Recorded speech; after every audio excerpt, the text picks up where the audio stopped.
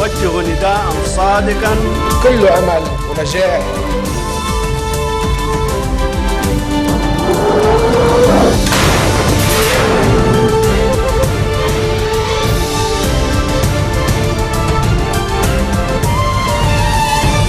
Bonjour à tous, merci de nous rejoindre sur Futur TV pour cette nouvelle édition de la rédaction. Tout de suite les titres. Le Premier ministre félicite les Libanais au lendemain du dernier round des municipales, un scrutin au Liban Nord marqué par la victoire de la liste d'Ashraf Rifi à Tripoli. Des réseaux de préparation d'attaque de l'EI au Liban ont été déjoués ces 3 derniers mois, affirme Nohad Machnouk, le ministre de l'Intérieur. Les forces d'élite irakiennes sont entrées à Falloujah, objectif chasser le groupe djihadiste État islamique. Environ 50 000 civils sont coincés dans la ville. Les élections municipales se sont achevées hier sans encombre. Aucun incident sécuritaire n'est venu troubler la 4e étape de ce scrutin. À Tripoli, la capitale du Liban Nord, c'est la liste soutenue par Ashraf Rifi qui obtiendrait la majorité des 24 sièges du conseil municipal face à l'alliance concoctée entre Najib Miati, Saad Hariri et d'autres pôles d'influence de la ville. Ashraf Rifi est pourtant un ancien allié du chef du courant du futur. Il a affirmé que des divergences étaient apparues lorsque l'ancien Premier ministre a déclaré son soutien à la candidature de Slimane Frangieh à la présidence de la République. À Tanourine, dans le Casa de Batroum, c'est la liste soutenue par Boutros Hareb qui remporte ces élections face à l'alliance entre le courant patriotique libre et les forces libanaises. Défaite des 2 partis chrétiens également à Kobeyat, au Hakar. La liste soutenue par l'élu du futur Hadi Obesh et l'ancien député Michael Daher l'aurait emporté.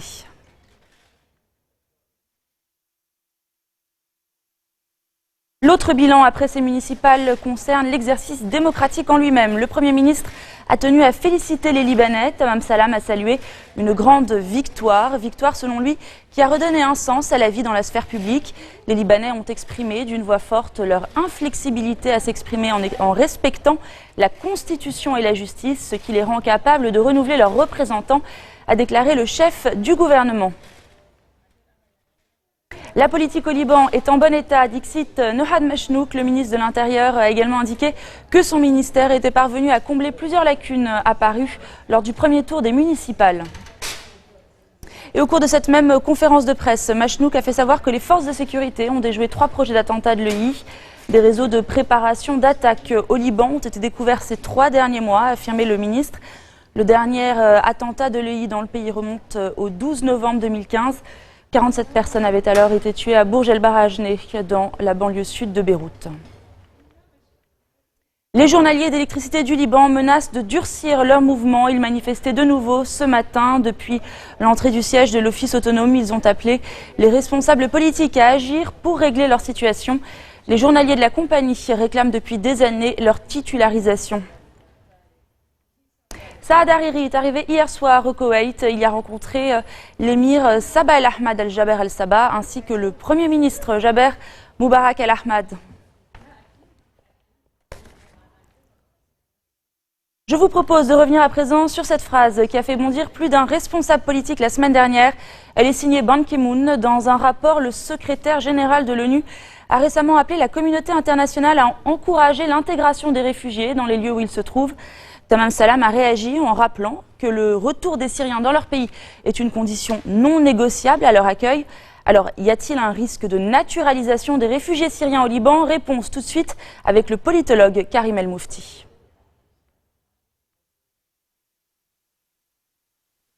Karim El Moufti, politologue, vous êtes l'invité de ce journal. Merci d'être avec nous sur ce plateau. Merci à vous. Alors les craintes du Liban sont doubles. Elles sont bien entendu d'ordre économique, puisque cette population déplacée vient concurrencer les travailleurs libanais sur le marché du travail. Mais l'enjeu est également lié à autre chose. Certains craignent pour l'équilibre confessionnel du pays, puisque la majorité des Syriens au Liban sont sunnites. Est-ce que ces craintes sont selon vous justifiées ? Écoutez, c'est vrai qu'on est dans une période assez marquée par la paranoïa. Vous avez plusieurs ministres, des juristes de premier plan, comme par exemple l'ancien membre du Conseil constitutionnel, le ministre Salim Jraïsati, qui a écrit un éditorial dans As-Safir. Vous avez d'autres déclarations assez fracassantes sur le danger de l'implantation des Syriens au Liban, qui sont bien évidemment ridicules. complètement ridicule. D'un point de vue juridique, il n'y a aucune obligation pour le Liban de naturaliser qui que ce soit. Cela relève de la souveraineté du Liban, cela relève de la décision et uniquement de la décision des autorités libanaises relative à la législation libanaise en matière de nationalité, et donc bien évidemment est complètement farfelu de lire ou de comprendre dans un rapport du secrétaire général de l'ONU qui n'est pas dirigé le Liban, qui comporte quelques recommandations concernant tous les pays de la planète, notamment les pays qui sont déclarés comme pays d'asile. Le Liban n'est pas un pays d'asile, donc ces recommandations, naturellement, ne le concernent pas. Donc c'est une politique de paranoïa qui est complètement injustifiée. Oui, mais tout de même, s'il ne s'agit pas de naturalisation à proprement parler, on peut tout de même comprendre les craintes de certains de voir une population d'1,5 million d'habitants sur le territoire libanais, avec tout ce que cela comporte en termes de risques liés à la précarité du mode de vie de ces personnes. Je pense notamment au risque de criminalité, de terrorisme, de radicalisation de cette population. Est-ce que vous comprenez ces craintes? Est-ce qu'elles sont légitimes? Absolument, absolument. De ce point de vue-là, le gouvernement a tout à fait raison. Il y a une énorme pression sur la société libanaise, sur ses infrastructures, sur son économie. Effectivement, 1 million de réfugiés, voire 1,5 million, si on prend le chiffre, la fourchette large, c'est effectivement un énorme souci.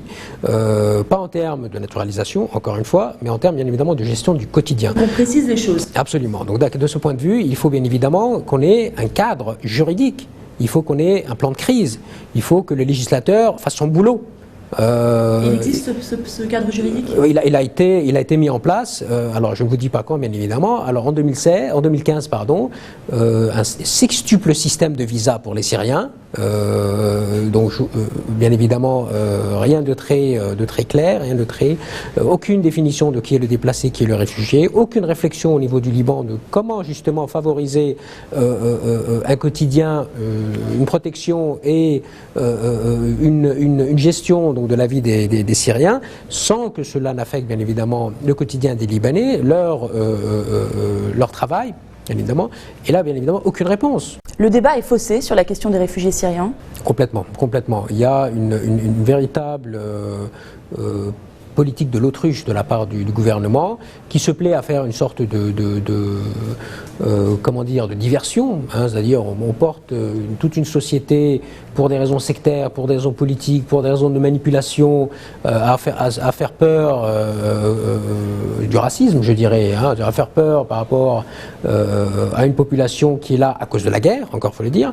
Juridiquement parlant, le Liban est dans une situation assez simple, soit la guerre se termine et les Syriens rentrent chez eux, soit on réinstalle donc on rentre dans un programme de transfert dans les pays tiers. Et c'est là où les autorités libanaises, en premier lieu le ministère des Affaires étrangères, qui ferait mieux de mobiliser ses ressources, mobiliser son réseau, mobiliser les ambassades de par le monde pour que les pays qui se sont déclarés pays d'asile acceptent de prendre un quota. C'est-à-dire qu'il faut négocier, c'est politique, il n'y a rien d'automatique là. Alors après ce tollé, Sigrid Kaag, la coordinatrice de l'Organisation des Nations Unies à Beyrouth, a tenté de rassurer les autorités. Hein. Elle affirme que ce rapport est global, qu'il ne concerne pas le Liban. Et elle affirme aussi que si le retour des réfugiés s'avérait impossible, il faudrait alors les implanter dans d'autres pays. Karim Moufti, la question est simple. Dans quelle mesure la volonté de la communauté internationale est réelle de partager ce fardeau des réfugiés avec le Liban ? Alors il y a une volonté de façade, bien évidemment, mais vous avez des pays qui ont déclaré, comme le Canada, qui vient d'accueillir 25 000 réfugiés. Les États-Unis, plusieurs États ont déclaré être ouverts. Sauf que là, il y a une bataille diplomatique qui s'ouvre, parce que les pays qui sont les plus à même à, si vous voulez, exporter leurs réfugiés, c'est les Turcs. Ils sont engagés dans une politique de négociation assez serrée avec l'Union européenne, ils sont en train de gagner, les Jordaniens, et qui sont là aussi où le roi, le chef de l'État, est très très engagé sur ce plan-là, il a fait plusieurs voyages, et le Liban qui n'a pas de président. Alors à quoi sert un président? Beaucoup de personnes se posent la question. Eh bien, le président, ici, dans cette situation, l'absence de président est un préjudice énorme par rapport à cette question, parce que vous n'avez pas de chef d'État qui, d'égal à égal, va aller négocier, va aller porter ce dossier devant les ambassades, devant les capitales du monde. Le Liban est un réseau d'amis fantastique. On commençait par la France, qui a déclaré vouloir prendre quelques milliers de réfugiés. Pourquoi ne serait-il pas du Liban? Le Canada, qui poursuit sa politique. L'Allemagne l'Allemagne était grand ami du Liban, les États-Unis bien évidemment, le Canada, l'Australie, et j'en passe. Donc tous ces pays-là sont des pays qui sont très proches du Liban, qui ont toujours soutenu les Libans, qui ont toujours soutenu les intérêts du Liban. Il faut être proactif. Ces pays-là, lorsque vous avez les Jordaniens et les Turcs qui vous passent devant, eh bien, ils vont prendre des réfugiés de quel pays ? Eh bien, de la Turquie et de Jordanie. Et puis nous, sans président, sans autorité, avec un ministre des Affaires étrangères qui est tellement occupé à faire des déclarations à l'emporte-pièce sur l'implantation et le grand danger de la naturalisation des Syriens, qui est bien évidemment une bêtise juridique, je suis désolé du terme, une bêtise juridique, qu'il consulte un conseiller juridique, parce que c'est vraiment prendre les gens pour des imbéciles. Il y a une vraie responsabilité de l'État libanais à éviter les peurs, à éviter la paranoïa, à éviter les théories du complot. Restez des nôtres, on se retrouve dans quelques instants.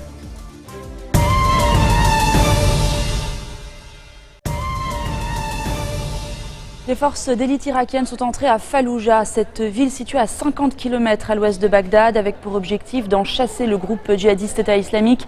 Environ 50 000 civils y sont coincés et manquent de nourriture, d'eau potable et de médicaments.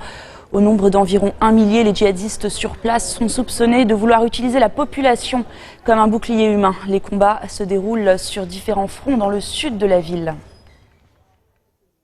Reconnu coupable de crimes contre l'humanité, crimes de guerre, crimes de torture et viol, l'ex-président tchadien Hissène Habré a été condamné à Dakar à la prison à perpétuité par la Chambre africaine extraordinaire. Une commission d'enquête tchadienne estime le bilan de la répression sous Hissène Habré à quelques 40 000 morts. Nabia Marloufi. Derrière les murs de cette vieille bâtisse, le souvenir de plusieurs années de souffrance et de torture. Hachim Ismaël a lui-même été enfermé dans ce cachot. Il dit être l'une des nombreuses victimes de la tyrannie d'Hissène Habré. De retour sur les lieux, il se souvient.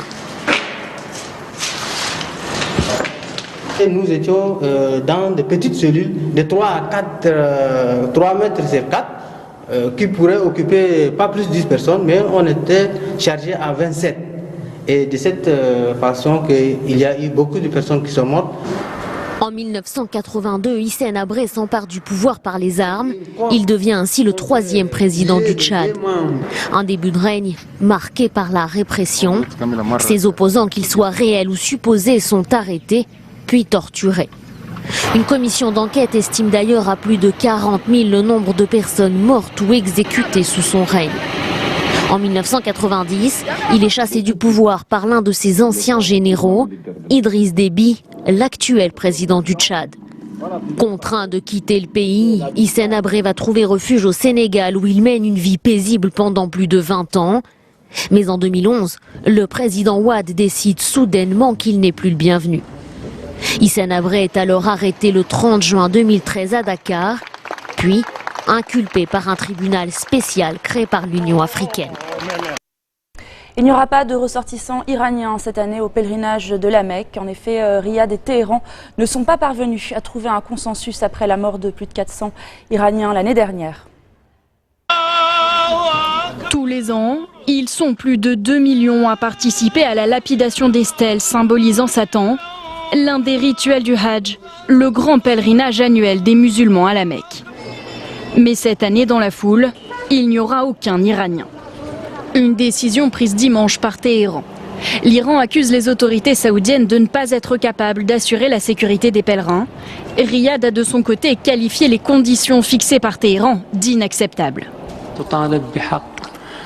L'Iran a demandé le droit d'organiser des manifestations qui sortent du cadre habituel de l'organisation et créeront le chaos pendant le Hajj.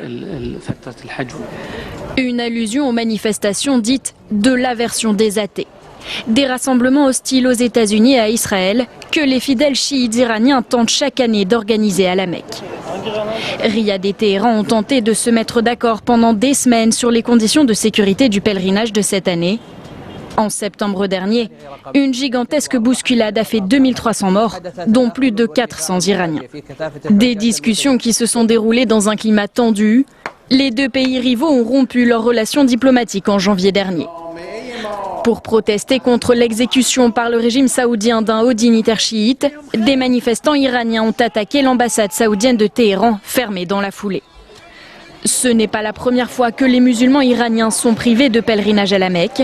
En 1987, leur participation a été suspendue pendant 3 ans, après un affrontement entre des pèlerins chiites et les forces de sécurité saoudiennes. Fin de cette édition, tout de suite le rappel des titres. Le Premier ministre félicite les Libanais au lendemain du dernier round des municipales, un scrutin au Liban Nord marqué par la victoire de la liste d'Ashraf Refi à Tripoli. Des réseaux de préparation d'attaque de l'UI au Liban ont été déjoués ces 3 derniers mois, affirme Nohad Machnouk, le ministre de l'Intérieur. Les forces d'élites irakiennes sont entrées à Falloujah. Objectif, chasser le groupe djihadiste État islamique. Environ 50 000 civils sont coincés dans la ville irakienne. Merci de votre attention. Retrouvez-nous tous les jours à 16h40 heure de Beyrouth. Très bonne soirée à tous.